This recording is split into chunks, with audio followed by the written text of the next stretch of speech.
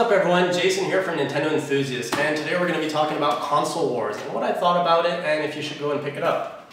Console Wars, written by Blake J. Harris, is actually the story of Sega and how they rose to compete against Nintendo's stronghold of the video game industry in the early 90s. It looks at the story of how the Sega Genesis pretty much competed with the Super Nintendo. Now personally, this was a really enjoyable story for me because I grew up with the Sega Genesis.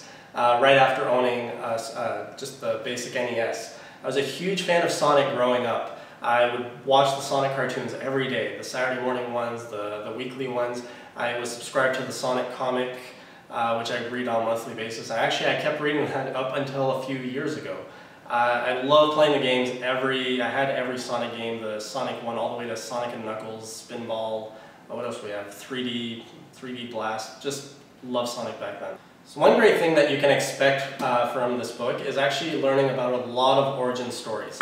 You get to find out all about Sega's history, all about Nintendo's history, and a bunch of other things that are standard in today's video game industry that you might not know where it came from, but it actually came out from the battle of these two guys. Personally, one of the origin stories I loved was how the author introduced EA in this book. At one point, Sega, the CEO of Sega has to go and talk with the CEO of EA, and let's just say they don't see eye to eye.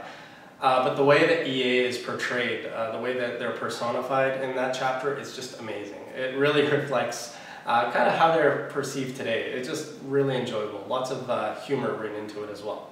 So as I said, I was a huge Sonic fan, so the amount of nostalgia I have in this book, it's ridiculous. There's a part where the CEO of Sega of America actually goes into the lab at Sega of Japan, and for the first time he sees the Game Gear, the Sega Genesis there, before it's even available in North America.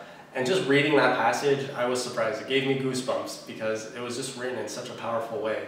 To see the Sega Genesis there in a lab and still unknown what it's going to do to the world. But obviously we know what happened. Now, if you're interested in business stories or David and Goliath stories, this is great too, because obviously Sega was coming out of nothing versus Nintendo's almost 90% market share.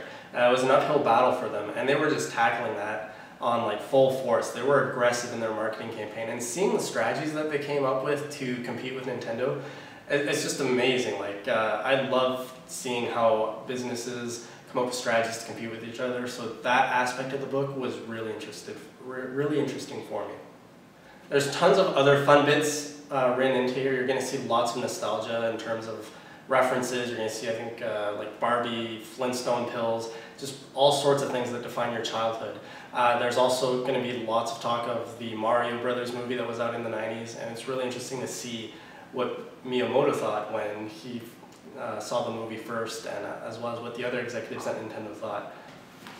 So overall, Console Wars is a fun read. It has good humor in it, has really interesting kind of war strategies. I feel like it's written a little bit almost like a war novel, which, it should be. It's called Console Wars.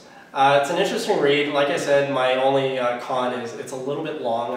I felt 550 pages for me. Just sometimes it dragged on in some details that I felt weren't that relevant to the story. Other people might actually enjoy it. You might enjoy it if you really want to know the nitty-gritty details. So my takeaway on this is I'm not going to give it a score on a scale. I'm just going to say it's a great book, great read, and you should definitely pick it up if you grew up in the 90s and gamed, or if you're a gamer today, or if you're just involved in the video game industry. Really good read.